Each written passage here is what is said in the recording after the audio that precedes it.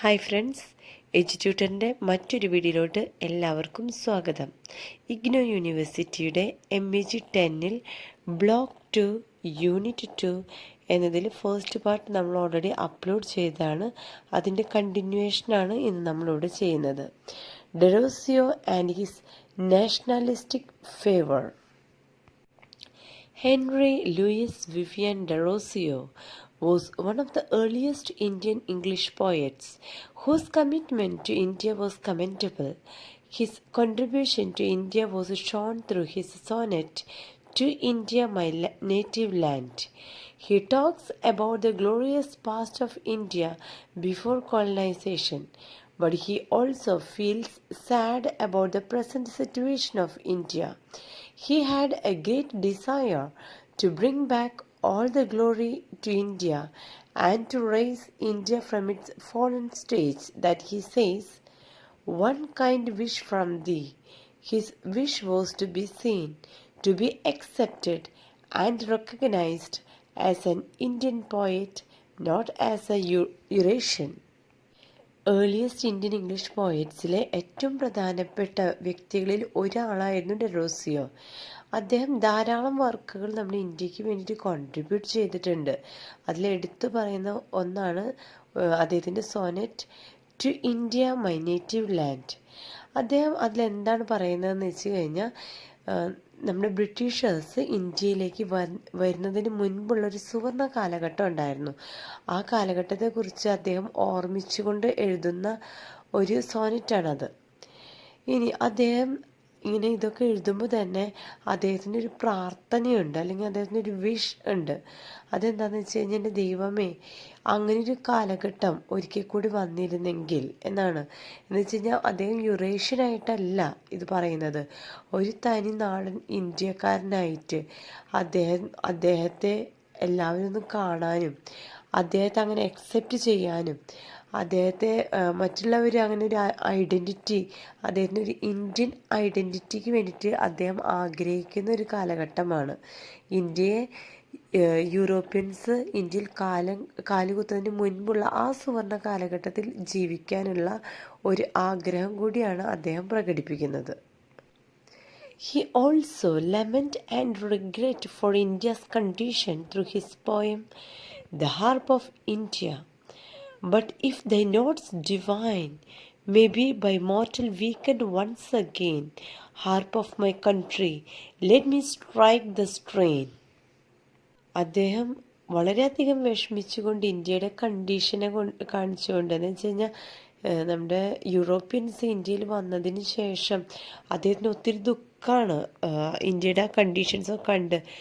അതിനുശേഷം എഴുതിയൊരു സൊനറ്റാണ് "the harp of India". വളരെ famous ആയിട്ടുള്ള ഒരു സൊനറ്റാണിത്. അതിൽ ഏറ്റവും ഇമ്പോർട്ടൻ്റ് ആയിട്ട് സ്ട്രൈക്കിംഗ് ലൈൻസാണിത്. അദ്ദേഹം എന്താ പറയുക, ഡിവൈൻ മ്യൂസിക് എന്നൊക്കെ പറഞ്ഞു കഴിഞ്ഞാൽ ദൈവങ്ങളുണ്ട്. ആ ദൈവങ്ങളൊക്കെ വിളിച്ചുകൊണ്ട് ഒരിക്കൽ കൂടി ഇങ്ങനെ ഒരു ഇന്ത്യയെ തിരിച്ചു തരണേ, strike the harp of India എന്ന് പറഞ്ഞു കഴിഞ്ഞാൽ ഇന്ത്യയുടെ കിന്നരങ്ങൾ എന്നൊക്കെ പറയും. ആ ഒരു വീണ മീട്ടുന്ന ആ കിന്നരമൊക്കെ ഉണ്ടല്ലോ, അതിൻ്റെ ഒരു ശബ്ദം വൺസ് അഗെയിൻ അദ്ദേഹത്തിന് കേൾക്കാനുള്ള ഒരു കൊതി കൊണ്ട് എഴുതുന്ന 2-3 വരികളാണിത്. Desrosiers and the Young Bengal Movement. Desrosiers' Young Bengal was introduced earlier, but let's see in detail that his war against the traditional Orthodox society of India in general and of Bengal in particular. കഴിഞ്ഞ സെക്ഷനിൽ നമ്മൾ കുറച്ചൊക്കെ ഡെറോസിയുടെ young ബംഗാളിനെ കുറിച്ച് പഠിച്ചു.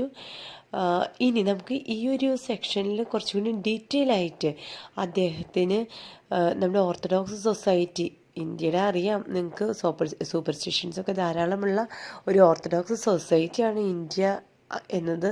അപ്പോൾ അതിന് കുറേ അദ്ദേഹം വെല്ലുവിളികളൊക്കെ ചെയ്യുന്നുണ്ട്. അദ്ദേഹം അതിനെതിരെ കുറേ പ്രവർത്തിക്കുന്നുണ്ട്. പ്രത്യേകിച്ച് എടുത്ത് പറയാനായിട്ട് ബംഗാൾ തന്നെയാണ്. അപ്പോൾ ആ സമയത്ത് അദ്ദേഹം ഉണ്ടാക്കിയൊരു ചെറിയൊരു യങ് ബംഗാൾ ഗ്രൂപ്പൊക്കെ ഉണ്ട്. അപ്പോൾ അതിൻ്റെ പ്രവർത്തനത്തെക്കുറിച്ച് നമുക്ക് പഠിക്കാം. Raja Ram Mohan Roy had already taken the first step to wipe away the evil superstitions of the society And now, the young man Derosio, who influenced many students through his teachings, have raised voice through his poetry and the young Bengali movement. He was aggressive towards the traditional Orthodox system followed in India. He had a group of followers, the young Bengal, and started protesting against these immoral activities by the first half of the 19th century. But before this, he started writing. Rajaram Mohan റോയിനെ കുറിച്ച് നമ്മൾ detail ആയിട്ട് പഠിച്ചിട്ടുള്ളതാണ്. അദ്ദേഹത്തിൻ്റെ എങ്ങനെയാണ് അദ്ദേഹം ഇന്ത്യയുടെ സൂപ്പർസ്റ്റിഷ്യൻസിനോടൊക്കെ പൊരുതിയതും സതി പോലെയുള്ള ഒത്തിരി കാര്യങ്ങളൊക്കെ എന്ന് വെച്ച് കഴിഞ്ഞാൽ വേണ്ടാത്ത ഈവിൾ സൊസൈറ്റി ആയിരുന്നു ആ സമയത്ത് ഉണ്ടായിരുന്നത്. അതൊക്കെ വൈപ്പ് അവേ ചെയ്ത് അല്ലെങ്കിൽ അതെല്ലാം നീക്കി കളഞ്ഞ് അദ്ദേഹം മുന്നേറിയിട്ടുണ്ടായിരുന്നു ഇന്ത്യയുടെ ഒരു നല്ലൊരു ഇന്ത്യയെ കാണാനായിട്ട്. ഇങ്ങനെ സൂപ്പർസ്റ്റിഷ്യൻസ് ഒന്നുമില്ലാത്ത നല്ല ഒരു പ്ലസൻറ്റ് ഇന്ത്യയെ കാണാനായിട്ട് രാജാറാം മോഹൻ റോയ് ഒത്തിരി വർക്ക് ചെയ്തിരുന്നു. അപ്പോൾ അതിന് ശേഷം വന്നിട്ടുള്ള മറ്റൊരു വ്യക്തിയാണ് ഡെറോസിയോ. അദ്ദേഹവും മോശക്കാരനൊന്നും അല്ലായിരുന്നു. അദ്ദേഹത്തിൻ്റെ സ്റ്റുഡൻസ് ആയിരുന്നു ശരിക്കും അദ്ദേഹത്തിൻ്റെ സ്ട്രെങ്ത് എന്ന് പറയുന്നത്. അദ്ദേഹം നല്ലൊരു ടീച്ചറായിരുന്നു ഡെറോസിയോ. അതുകൊണ്ട് തന്നെ അദ്ദേഹത്തിന് ഒത്തിരി സ്റ്റുഡൻസിന് ഇങ്ങനൊരു മാതൃക കാണിച്ചു കൊടുക്കാനായിട്ട് സാധിച്ചു. അദ്ദേഹം ഒരു യങ് ബംഗാളി ഗ്രൂപ്പ് ഉണ്ടാക്കി. എന്നിട്ട് അവരെ പഠിപ്പിച്ചു കൊടുത്തതും ഇത് തന്നെയാണ്, ഈ സൂപ്പർസ്റ്റിഷൻ അല്ലെങ്കിൽ ഓർത്തഡോക്സ് കമ്മ്യൂണിറ്റിക്ക് എതിരെ പ്രവർത്തിക്കാൻ. ഇന്ത്യക്കെതിരെ പ്രവർത്തിക്കാനല്ല ഇവിടെ പറയുന്നത്. ഇന്ത്യയിലെ ഓർത്തഡോക്സ് അല്ലെങ്കിൽ ഈ എന്താ പറയുക അന്ധവിശ്വാസങ്ങളൊക്കെയുള്ള അതിന് എതിരെ പ്രവർത്തിക്കാനുള്ള ഒരു ഗ്രൂപ്പായിരുന്നു അത്. ഈ ചെറിയ എന്താ പറയുക യങ് മെന്നെ വെച്ചിട്ടുള്ള ഈ ഒരു ബംഗാളി ഗ്രൂപ്പ്. അപ്പോൾ ഇദ്ദേഹത്തിനെ കുറിച്ച് പറയുകയാണെങ്കിൽ ഇദ്ദേഹം ഭയങ്കര അഗ്രസീവായിരുന്നു എന്ന് പറയുന്നുണ്ട്. അഗ്രസീവ് എന്ന് പറഞ്ഞാൽ ഒത്തിരി ദേഷ്യമായിരുന്നു ഈ സൂപ്പർസ്റ്റിഷ്യസിനോടൊക്കെ. അപ്പോൾ അതിനു വേണ്ടി ഇദ്ദേഹം പൊരുതിയിരുന്നു. പിന്നെ 19ാം നൂറ്റാണ്ടിൻ്റെ ഒക്കെ ആദ്യത്തോടെ തന്നെ ഇതിനു വേണ്ടിയിട്ട് ഇവർ പ്രവർത്തനം തുടങ്ങിയെങ്കിലും അതിനു മുന്നേ തന്നെ ഇദ്ദേഹത്തിൻ്റെ റൈറ്റിങ്സ് സ്റ്റാർട്ട് ചെയ്തിരുന്നു. റൈറ്റിങ്സ് തന്നെയായിരുന്നു അദ്ദേഹത്തിൻ്റെ മറ്റൊരു കഴിവ് അല്ലെങ്കിൽ ആയുധം എന്നൊക്കെ പറയാനായിട്ട്. The fact was that the people of Bengal was rooted in their superstitions and orthodox system that they protested strongly against Derosio and his followers. While Derosio stood for liberty and free thinking, the orthodox Bengali people tried maximum to destroy his hold over his students, thereby dismissing him from service at the Hindu College, Calcutta. നമുക്കറിയാം Derozio Hindu college കൽക്കറ്റയിലെ വളരെ prominent ആയിട്ടുള്ള ഒരു ടീച്ചറായിരുന്നു. സ്റ്റുഡൻസിനൊക്കെ ഒത്തിരി ഇഷ്ടമുള്ളൊരു വ്യക്തിയായിരുന്നു അദ്ദേഹം.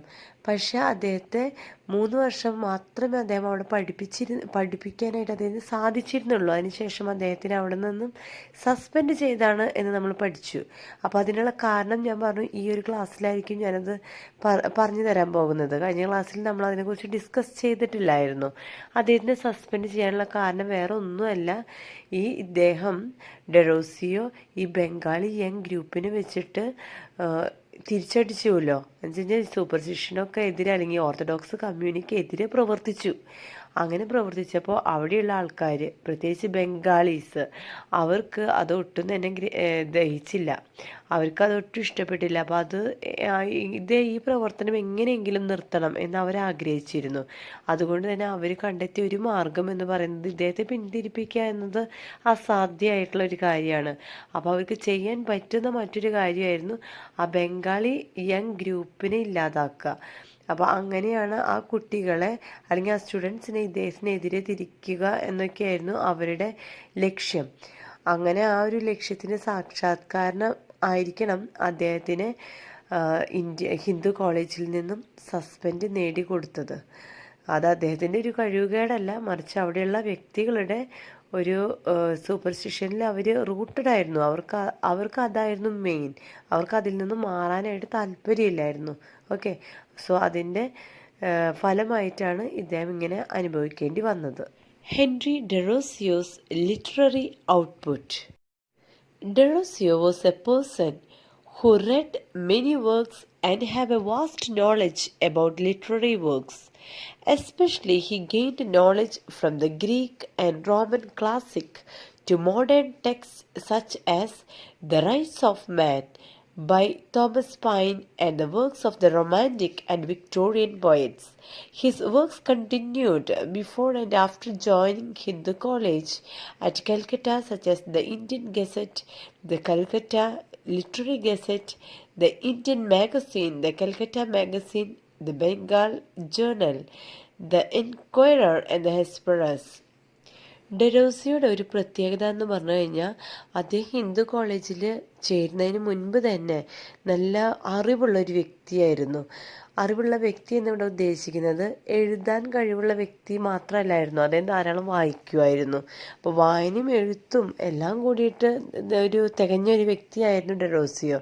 അപ്പോൾ അദ്ദേഹം പ്രത്യേകമായിട്ട് എടുത്തു പറയുകയാണെങ്കിൽ തോമസ് പൈൻ്റെ ദ റൈറ്റ്സ് ഓഫ് മാൻ, അതുപോലെ ധാരാളം റൊമാൻറ്റിക് വിക്ടോറിയൻ പോയറ്റ്സുകളുടെ ഒക്കെ പോയംസും സൊനറ്റ്സും അങ്ങനെ ഒത്തിരി വർക്കുകളെല്ലാം വായിച്ച് അതിൽ നിന്നും അറിവ് നേടിയൊരു വ്യക്തിയാണ് അദ്ദേഹം. അതുകൊണ്ട് തന്നെ അദ്ദേഹത്തിന് ധാരാളം എഴുത്തുകൾ ഇങ്ങനെ ധാരാളം എഴുതാനായിട്ട് സാധിച്ചു. എടുത്തു പറയുന്ന ലിറ്റററി വർക്ക്സാണ് ദ കൽക്കറ്റ ലിറ്റററി ഗസറ്റ്, അതുപോലെ Indian gazette, Indian magazine, Calcutta magazine, Bengal journal, enquirer, Hesperus. ഇതൊക്കെ ഇദ്ദേഹത്തിൻ്റെ വർക്കുകളാണ്. അത് കാണാതെ പഠിക്കാനുണ്ടായി, വർക്കുകളൊക്കെ കാണാതെ പഠിക്കേണ്ടി വരും. Derosio wrote many poetry. The Fakir of Jangira was one of his outstanding work. The shorter poems were Sonnet to the Moon, The Golden Vase, and Death, My Best Friend. അദ്ദേഹം ധാരാളം poems ഒക്കെ എഴുതിയിട്ടുണ്ട്, അല്ലെങ്കിൽ വർക്കുകൾ എഴുതിയിട്ടുണ്ടെന്ന് ഞാൻ പറഞ്ഞു. അതിൽ ഏറ്റവും ഇമ്പോർട്ടൻ്റ് ആയിട്ടുള്ള അല്ലെങ്കിൽ എടുത്ത് പറയാനുള്ള ഒരു വർക്കാണ് ദ ഫക്കീർ ഓഫ് ജംഗീര. അതിനെക്കുറിച്ച് നമ്മൾ ഈ വീഡിയോയിൽ തന്നെ ഈ സെക്ഷനിൽ തന്നെ നമ്മൾ പഠിക്കുന്നുണ്ട് കൂടുതലായിട്ടും. പിന്നെയുള്ളതാണ് അദ്ദേഹത്തിൻ്റെ sonnets to the moon, golden vase, death my best friend. ഇതൊക്കെ എടുത്ത് പറയാനുള്ള അദ്ദേഹത്തിൻ്റെ വർക്കുകളാണ്. Derosio stood for the spirit of freedom and liberty. His work on independence was remarkable. Thus, the long poem, The Fakir of Jangira, shows a specific Byronic affinity. It picturized the tragic life of Nalini, a high-caste Hindu widow rescued from the Sati system. The story goes like this. Actually, Nalini falls in love with a young bandit chief, but she gets married with someone else.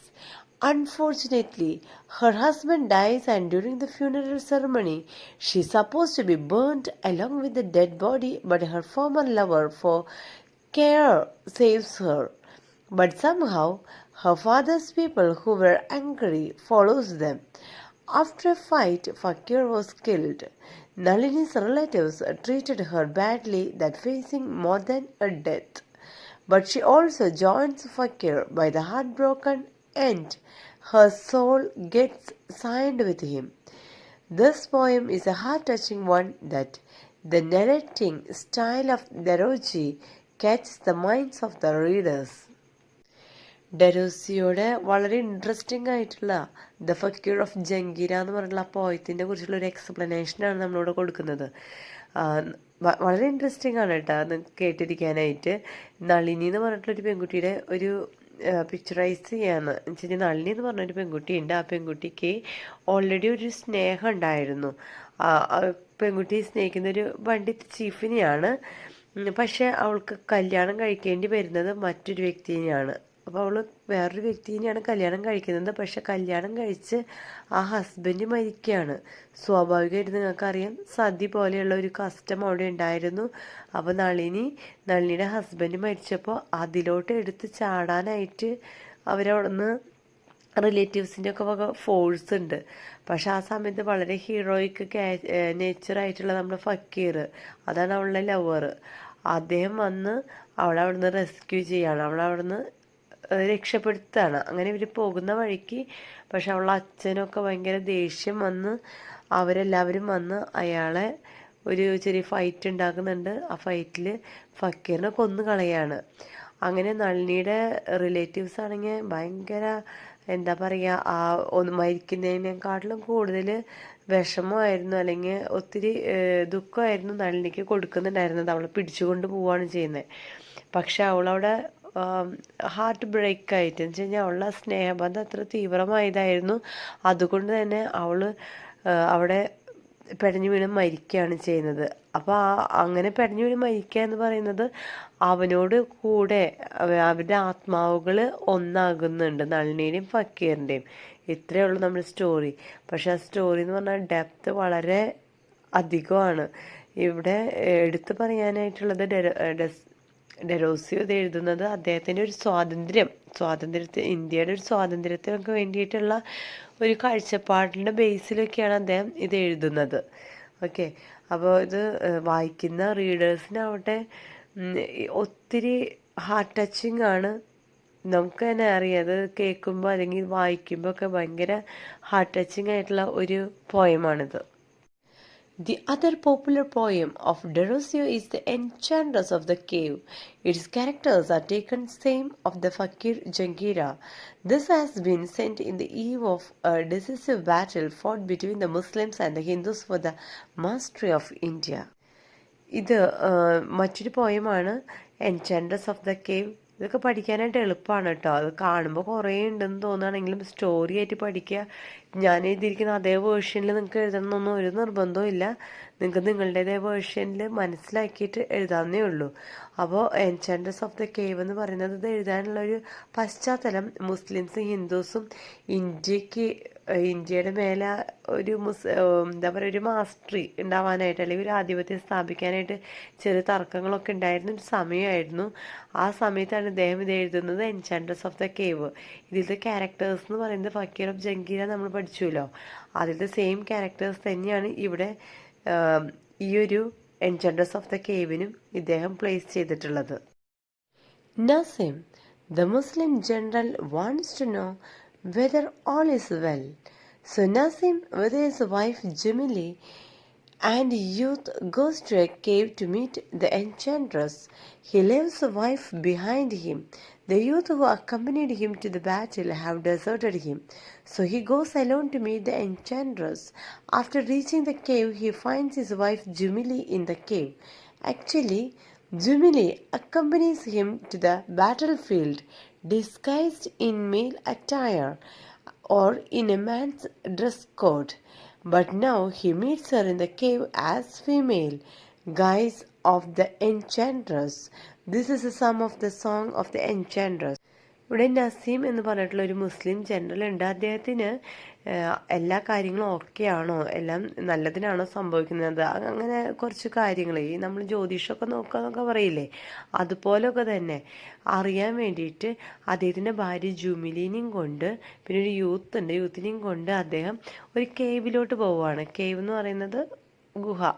അപ്പോൾ അവിടെയാണ് ഒരു എൻചാൻട്രസ് അല്ലെങ്കിൽ മന്ത്രവാദിനി ഇരിക്കുന്നത്. ആ മന്ത്രവാദിനെ കാണാനായിട്ടാണ് ഇദ്ദേഹം പോകുന്നത്.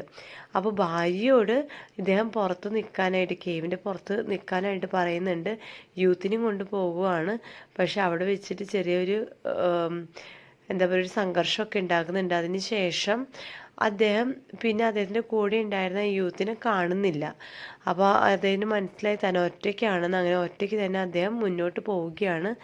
അവിടെ ചെല്ലുമ്പോൾ അദ്ദേഹം കാണുന്നൊരു കാഴ്ച എന്ന് പറയുന്നത്, ഞാൻ പറഞ്ഞില്ലേ ജുമിലി ഉണ്ട് കൂടെയെന്ന്. അവൾ ശരിക്കും പറഞ്ഞു കഴിഞ്ഞാൽ സ്ത്രീവേഷത്തിലല്ലായിരുന്നു കൂടെ വന്നിട്ടുണ്ടായിരുന്നത്. ആണുങ്ങളുടെ വേറൊരു വേഷമായിരുന്നു ധരിച്ചിട്ടുണ്ടായിരുന്നത്. പക്ഷെ അവിടെ എൻചാൻട്രസ് ആയിട്ട് നിൽക്കുന്നത് ജുമിലീനെ സ്ത്രീയുടെ വേഷത്തിലാണ് ഇദ്ദേഹം കാണുന്നത്. അപ്പോൾ അങ്ങനൊരു ട്വിസ്റ്റൊക്കെയാണ് ഈ ഒരു പോയത്തിൽ ഇദ്ദേഹം കാണിച്ചിരിക്കുന്നത്. Here, Derosio's narrative creativity is extremely appreciated. Once he left the Hindu college, he ceased his writings of poetry. The East Indian was the first newspaper recognized and brought forth the problems of Indian society, was single-handedly edited and managed to Derosio. John Grant always encouraged him and supported him. ഡെറോസിയോയുടെ ക്രിയേറ്റിവിറ്റിനെ കുറിച്ചിട്ടാണ് നമ്മളിവിടെ പറയുന്നത്. ഡെറോസിയോ ഒത്തിരി ക്രിയേറ്റീവായിട്ടുള്ള ഒരു വ്യക്തിയാണ്. അതുകൊണ്ടാണ് അദ്ദേഹത്തിൻ്റെ ഇതുപോലത്തെ ട്വിസ്റ്റുകളും കാര്യങ്ങളൊക്കെ വെച്ചിട്ട് അദ്ദേഹം എഴുതാനായിട്ട് സാധിച്ചത്. ഹിന്ദു കോളേജിൽ നിന്നും അദ്ദേഹം സസ്പെൻഡായി പോയതിന് ശേഷവും എഴുത്തൊന്നും അദ്ദേഹം നിർത്തുന്നില്ല. ഓക്കെ, ഇനി രണ്ടാമത്തെ പാരഗ്രാഫിലോട്ട് നമ്മൾ ഇവിടെ കടക്കുകയാണ്. അതിൽ ഈസ്റ്റ് ഇന്ത്യൻ എന്ന് പറയുന്ന ന്യൂസ് പേപ്പർ, അത് ഫസ്റ്റ് ന്യൂസ് പേപ്പറൊക്കെ ആയിട്ടാണ് നമ്മൾ കണക്കാക്കുന്നത്. എന്തിൻ്റെ ഫസ്റ്റ് ന്യൂസ് പേപ്പർ? ഇന്ത്യൻ സൊസൈറ്റീനെ കുറിച്ച് അതിൻ്റെ പ്രോബ്ലംസിനൊക്കെ എടുത്ത് കാണിക്കുന്ന ഒരു സിംഗിൾ ഹാൻഡഡ് എഡിറ്റഡ് ആയിട്ടുള്ള ഒരു ന്യൂസ് പേപ്പറാണ്. അത് ഡെറോസിയോ തന്നെയാണ് അതിൻ്റെ എഡിറ്ററും അത് മാനേജ് ചെയ്തതൊക്കെ. ജോൺ ഗ്രാൻഡ് എന്ന് പറയുന്ന ഒരു വ്യക്തിനെ കുറിച്ച് നമ്മൾ മുന്നേ പഠിച്ചിട്ടുണ്ട്. അപ്പോൾ അദ്ദേഹത്തിൻ്റെ സപ്പോർട്ടും എൻകറേജിങ് വേർഡ്സൊക്കെ എപ്പോഴും അദ്ദേഹത്തിൻ്റെ കൂടെ തന്നെ ഉണ്ടായിരുന്നു. Derosio's poems have the taste of nationalistic fervor. He was active in journalism. Poems such as To India, My Native Land, The Harp of India, and To the Pupils of Hindu College are excellent examples of his strong assertion of patriotism. His poetry introduced images and ideas of national belongingness, highest Himalaya, Ganga's role, Chandra's beams, sweet star, etc., making him the first Indian English poet to do so. അദ്ദേഹത്തിൻ്റെ വർക്കുകൾ, ഡെറോസിയുടെ ഒത്തിരി വർക്കുകൾ ഉണ്ട്. ശരിക്കും പറഞ്ഞാൽ ഇതൊക്കെ കാണാപ്പാഠം പഠിക്കേണ്ടതാണ്. അദ്ദേഹത്തിൻ്റെ പാട്രിയോട്ടിസത്തിനെ കാണിക്കുന്ന പോയംസാണ് ധാരാളം ഉള്ളത്. To India my native land, the harp of India, to the peoples of Hindu college. നിങ്ങൾക്ക് പറ്റുന്ന അത്രയും ഈ ഹെഡിങ്സ് ഉണ്ടല്ലോ, പോയത്തിൻ്റെ പേരുകൾ, ഇത് നിങ്ങൾ കാണാപ്പാഠം പഠിക്കുകയാണെങ്കിൽ അത്രയും ഉപകാരമായിരിക്കും. ഇൻവേർട്ടഡ് കോമയിൽ അണ്ടർലൈൻ ചെയ്ത് എഴുതുകയാണെങ്കിൽ മാർക്ക് സ്കോർ ചെയ്യാനുള്ള എല്ലാ സാധ്യതയും ഉണ്ട്. ഓക്കെ, അപ്പോൾ ഓരോ പോയത്തിനും നമുക്ക് എക്സ്പ്ലനേഷൻ കൊടുക്കേണ്ട കാര്യമില്ല. ഒന്നോ രണ്ടോ പോയത്തിൻ്റെ എക്സ്പ്ലനേഷൻ നമ്മൾ ഓൾറെഡി കൊടുത്തിട്ടുണ്ടായിരുന്നു, അത്രയും മതിയായിരിക്കും. ബാക്കിയുള്ള ഈ പോയംസിൻ്റെ ആ പേരുകൾ, ഹെഡിങ്സ് ഒന്ന് പഠിച്ചു വെക്കൂ കേട്ടോ. The literary legacy of Henry Derozio. ബോറടിക്കാന്ന് അറിയാം, നിങ്ങൾ ബോറടിക്കേണ്ട, ഇതും കൂടി ഉള്ളൂ. ഇത് കഴിഞ്ഞ് നമ്മൾ കൺക്ലൂഷൻ ചെയ്യുകയാണ്. ഓക്കെ, അതോടുകൂടി നമുക്ക് ഈ ഒരു യൂണിറ്റ് കഴിയും. There is no evidence for Derosio's influence over his students at Hindu College, since he worked there only for 3 years. It was the Bengali gentlefolk behind his suspension from Hindu College because of his zeal for the country, and that he motivated the students to turn against the orthodox custom followed by Indians. Though he had to leave the college, he had gained many converts to his side, such as Krishna Mohan Banerjee, Mahesh Chandra Ghosh, Ram Gopal Ghosh, Gobind Chandra Baisak, Amrita Lal Mitra, and Dakin Arjun Mukherjee. ഡെറോസിയുടെ ഈ ഹിന്ദു കോളേജിലുണ്ടായിരുന്ന ഇൻഫ്ലുവൻസിനെ കുറിച്ചിട്ട്, അല്ലെങ്കിൽ ധാരാളം സ്റ്റുഡൻസിന് അദ്ദേഹത്തിന് വലിയ താല്പര്യമായിരുന്നു എന്നൊക്കെ പറഞ്ഞു. പക്ഷേ ഇതിനെക്കുറിച്ചൊന്നും ഒരു എവിഡൻസും ഇല്ല. കാരണം അദ്ദേഹം 3 വർഷം മാത്രമാണ് അവിടെ പഠിപ്പിച്ചത്. അദ്ദേഹത്തിന് സസ്പെൻഡ് ചെയ്യാനുള്ള കാരണം നിങ്ങൾ ഓൾറെഡി ഇപ്പോൾ മനസ്സിലാക്കി കഴിഞ്ഞു. ഇനി അതിന് ശേഷം പക്ഷെ അദ്ദേഹം വെറുതെ ആ കോളേജിൽ പഠിപ്പിച്ചു 3 വർഷം എങ്കിൽ പോലും അദ്ദേഹത്തിന് ധാരാളം ബെനിഫിറ്റ് ഉണ്ടായി. കാരണം ഒത്തിരി കൺവേർട്സ് എന്ന് പറഞ്ഞു കഴിഞ്ഞാൽ അദ്ദേഹം ഓർത്തഡോക്സ് കമ്മ്യൂണിറ്റിക്കൊക്കെ എതിരായിരുന്നു എന്ന് നമുക്കറിയാം. അപ്പോൾ ഒത്തിരി പ്രോമിനൻ്റ് ആയിട്ടുള്ള വ്യക്തികൾ, ആക്ടിവിറ്റ്സ് ആയിട്ടുള്ള വ്യക്തികളെ അദ്ദേഹത്തിന് നേടാനായിട്ട് സാധിച്ചു. അദ്ദേഹത്തിൻ്റെ കഴിവാണ്, അദ്ദേഹത്തിൻ്റെ ടീച്ചിങ്ങിൻ്റെ ഒരു കഴിവാണ്. Most of them wrote literary works inspired by Derosio. Actually, Derosio's inspiration came from the English Romantic poets who have castigated the orthodox, restrictive nature of the classics. ഒത്തിരി പേര് ഡെറോസിയോയുടെ ഇൻസ്പിറേഷൻ കാരണം കൊണ്ട് ധാരാളം പേര് ലിറ്റററി വർക്ക്സ് ഒക്കെ ചെയ്തിട്ടുണ്ട്. അദ്ദേഹം, നിങ്ങൾക്ക് ഓൾറെഡി അറിയാം, ഡെറോസിയോ എന്ന് പറയുന്ന വ്യക്തി ധാരാളം വായിക്കുന്ന ഒരു വ്യക്തിയാണ്. പ്രത്യേകിച്ച് ഇംഗ്ലീഷ് റൊമാൻറ്റിക് പോയിറ്റ്സ്, നിങ്ങൾക്കറിയാം വിക്ടോറിയൻ ഇരയെക്കുറിച്ച്, വിക്ടോറിയൻ പോയിറ്റ്സിനൊക്കെ കുറിച്ച് അദ്ദേഹം ധാരാളം വായിച്ചിട്ടുണ്ട്. അതുകൊണ്ടൊക്കെ തന്നെയായിരിക്കാം അദ്ദേഹത്തിന് ഈ ഓർത്തഡോക്സ് കമ്മ്യൂണിറ്റിയോട് ഒരു എതിർപ്പ് വരാനൊക്കെയുള്ള കാരണം ഇദ്ദേഹത്തിൻ്റെ ഇംഗ്ലീഷിനോടുള്ള ഒരു ചായ്വാണ്, വായനയുടെ ഒരു ചായ്വാണ്. നമ്മുടെ യൂണിറ്റ് ഇവിടെ അവസാനിക്കാറായി, കൺക്ലൂഷനിലോട്ട് കടക്കുകയാണ്. എപ്പോഴും കൺക്ലൂഷനിലോട്ട് കടക്കുന്ന സമയത്ത് ഞാൻ നിങ്ങളോട് റിക്വസ്റ്റ് ചെയ്യുന്നൊരു കാര്യമുണ്ട്. നിങ്ങൾക്ക് ഈ വീഡിയോ ഉപകാരപ്പെടുകയാണെങ്കിൽ സബ്സ്ക്രൈബ് ചെയ്യണം, മാക്സിമം ഷെയർ ചെയ്യണം, ലൈക്കും കമൻറ്റും ചെയ്യാനായിട്ട് പിശുക്ക് കാണിക്കരുത്. Okay, so continue. Henry Derosio was the first Indian English poet. His father was mixed Portuguese and Indian descent. His mother was English. Born and educated in Calcutta, he was a mixture of English, Portuguese, and Indian. He was a lecturer at the Hindu College. Moreover, he was against the orthodox customs followed by the Indians. He was suspended from the college for the reason of corrupted and negatively influenced Hindu youth. He was not only teaching the students but also making them identify themselves as Indians. First Indian English poet എന്ന ഒരു തലക്കെട്ടാണ് ഇദ്ദേഹത്തിന് കൊടുത്തിട്ടുള്ളത്. പിന്നെ ഇദ്ദേഹത്തിനെ കുറിച്ച് പറയുകയാണെങ്കിൽ നമ്മൾ already പറഞ്ഞു, ഇദ്ദേഹത്തിൻ്റെ ഒരു ബാക്ക്ഗ്രൗണ്ട് നമ്മളവിടെ പെൻഡിങ് ആയിട്ട് വെച്ചിരിക്കുകയായിരുന്നു. അത് ഇത്രയേ ഉള്ളൂ. അദ്ദേഹത്തിൻ്റെ ഫാദർ ഒരു പോർച്ചുഗീസും മദർ ഒരു ഇന്ത്യനുമാണ്. മദർ ഒരു ഇംഗ്ലീഷുമാണ്. അപ്പോൾ അദ്ദേഹം പക്ഷെ ജനിച്ചതൊക്കെ ഇന്ത്യയിലാണ്. ഓക്കെ, അപ്പോൾ ഫാദർ പോർച്ചുഗീസ്, മദർ ഇംഗ്ലീഷ്, അദ്ദേഹം ഇന്ത്യൻ. അപ്പോൾ ഇങ്ങനെ ഒരു മിക്സറായിട്ടുള്ള ഒരു വ്യക്തിത്വമാണ് അദ്ദേഹത്തിനുള്ളത്. പിന്നെ അദ്ദേഹം കൽക്കട്ടയിലാണ് ജനിച്ച് വളർന്നതും പഠിച്ചതൊക്കെ തന്നെ. അപ്പോൾ mixture of English, Portuguese and Indian ആണ് ഇദ്ദേഹം. ഓക്കെ, അതുപോലെ ഹിന്ദു കോളേജിൽ ലെക്ചറായിട്ട് വർക്ക് ചെയ്തു. 3 വർഷം മാത്രമേ അദ്ദേഹത്തിന് വർക്ക് ചെയ്യാൻ സാധിച്ചുള്ളൂ. അതിനിടയിൽ അദ്ദേഹത്തിന് സസ്പെൻഷൻ കിട്ടുകയാണ്. അദ്ദേഹത്തിന് സസ്പെൻഡ് ചെയ്യാനുള്ള കാരണങ്ങൾ പറഞ്ഞു. അതിലൊരു കാരണം അവർ സസ്പെൻഡ് ചെയ്യാനായിട്ട് നാട്ടുകാർ അല്ലെങ്കിൽ ബംഗാളീസ് ആണല്ലോ, അത് അവർ സ്റ്റുഡൻസിനെ ഇദ്ദേഹത്തിൽ നിന്നും അകറ്റാനായിട്ട് ചെയ്തത്. അപ്പോൾ അവരെന്ത് പറഞ്ഞിട്ടായിരിക്കും ഇദ്ദേഹത്തിനെ അങ്ങനെ സസ്പെൻഡ് ചെയ്യിച്ചത്? അവർ പറഞ്ഞ കാരണം ഇവിടെ ലാസ്റ്റ് പാരാഗ്രാഫിൽ കൊടുത്തിട്ടുണ്ട്. Reason of corrupted and negatively influenced Hindu youth. കണ്ടോ, ആ ഒരു ഭാഗമാണ് അത് വരുന്നത്. എന്ന് വെച്ച് കഴിഞ്ഞാൽ ഹിന്ദു യൂത്തിനെ കറപ്റ്റഡ് ആയിട്ടല്ല, എന്ന് വെച്ച് കഴിഞ്ഞാൽ അവരെ തെറ്റിദ്ധരിപ്പിക്കുകയാണ്, അല്ലെങ്കിൽ അവർക്ക് നെഗറ്റീവ് ആസ്പെക്റ്റ് ആണ് ഈ ടീച്ചർ എന്ന നിലയിൽ ഡെറോസി ഇവർക്ക് കൊടുത്തിട്ടുണ്ടായിരുന്നത് എന്നൊക്കെയായിരുന്നു പറയുന്നുണ്ടായിരുന്നത്. അങ്ങനെയാണ് അദ്ദേഹത്തിന് സസ്പെൻഷൻ കിട്ടുന്നത്.